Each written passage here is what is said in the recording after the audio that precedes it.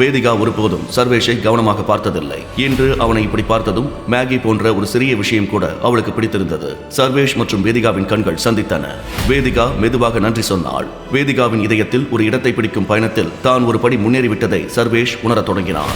இந்த நேரத்தில் வேதிகா மிகவும் தொலைந்து போனதால் அவள் தன் தாத்தா அதியமானின் பார்வையை முற்றிலுமாக புறக்கணித்தாள். அவள் சர்வேஷிடம், இப்போதைக்கு நீங்க மெடிக்கல் டெஸ்ட் எடுத்துக்க வேண்டிய அவசியம் இல்ல, அதை பத்தி அப்புறம் யோசிக்கலாம். அதியமான் தனது பேத்தியிடமிருந்து இதை கேட்டதும் மிகவும் கோபமடைந்தார். அவர் உடனடியாக சோஃபாவிலிருந்து எழுந்து வேகமாக தன் அறைக்கு சென்றார். சர்வேஷ் வேதிகாவிடம் சிரித்துக்கொண்டே, சரி, நீங்க சொல்ற மாதிரியே செய்யலாம். சர்வேஷ் தனது மகிழ்ச்சியை முழுமையாக வெளிப்படுத்த முடியவில்லை. அது ஒரு மிகப்பெரிய நாள். வேதிகா தனது தாத்தா முன் சர்வேஷுக்காக ஒரு உறுதியான நிலைப்பாட்டை எடுத்தாள். அதுவும் இவ்வளவு பெரிய பிரச்சனையில் இந்த விஷயம் எப்படி தீர்க்கப்படுகிறது என்பதை அவளால் பார்க்க முடிந்தது. மேகி சாப்பிட்ட பிறகு வேதிகா மீதமுள்ள பாத்திரங்களை கழுவிவிட்டு படுக்கையில் படுத்தாள். சர்வேஷ் தரையில் படுக்கையில் இருந்தவன் உடனடியாக திரும்பி தனது உடலை சிறிது தூக்கி படுக்கையில் தூங்கிக் கொண்டிருந்த தனது அழகான மனைவியை பார்க்க தொடங்கினான். சிறிது நேரம் இப்படி பார்த்த பிறகு சர்வேஷ் அவளிடம், நாளைக்கு உங்க அண்ணன் கிட்ட இருந்து போன் வந்தா சூர்யா குரூப் ஆஃப் கம்பெனியோட கோஆபரேட் பண்றத பத்தி பேசினா நீங்க நேரடியா உடனே சரின்னு சொல்லாதீங்க. கொஞ்சம் டைம் எடுத்துக்கோங்க.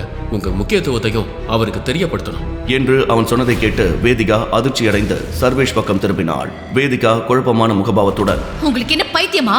முழு வீடியோவை பாக்கெட் FM தமிழ் யூடியூப் சேனலில் கண்டு மகிழுங்கள்.